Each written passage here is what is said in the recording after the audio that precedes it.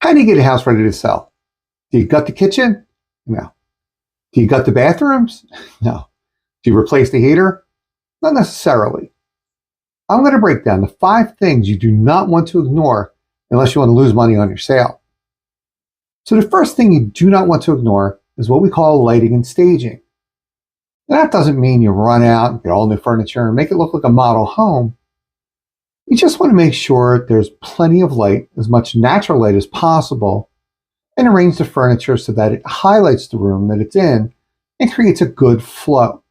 You don't want people walking around furniture and bumping into it because your house will look even smaller, regardless of how big your house actually is. Now, when I say don't gut the kitchen or the bathroom, you really do want to make small repairs. Minor issues really make buyers look for bigger issues, whether bigger issues exist or not. So cracked caulking and doors that squeak and windows that don't stay up or down, leaky faucets, things like that should all be fixed as much as possible. And windows, give you a tip, they should lock. Cleaning and painting. These are the 2 things that will get you the biggest return on your money and will cost you the most money if you neglect them. Not that people are going to tell you don't paint because you don't know what the buyers are going to want to do and they're going to want to paint it anyway. And we'll tell you, after taking hundreds of buyers through hundreds of houses, when you have paint that's old, chipped, flaking, or even just a color that's really unpopular, buyers will not like it, and nobody wants to move into a dirty house and clean up someone else's mess. Get it professionally clean because regardless of how clean you are, a new set of eyes and hands is only going to help you and make you more money. Curb appeal is a full 10% of your value, so if you have a $500,000 house with terrible curb appeal, it'll cost you $50,000. Now, that's not necessarily an opinion of mine. This is what statistics show and have shown for a very long time. Make sure the lawn is cut, bushes are trimmed, and all the beds look good and have as much fresh mulch as possible. You can even as far as take it as painting a new door, get some potted plants, a new doormat. They'll help a lot and they're all really cheap.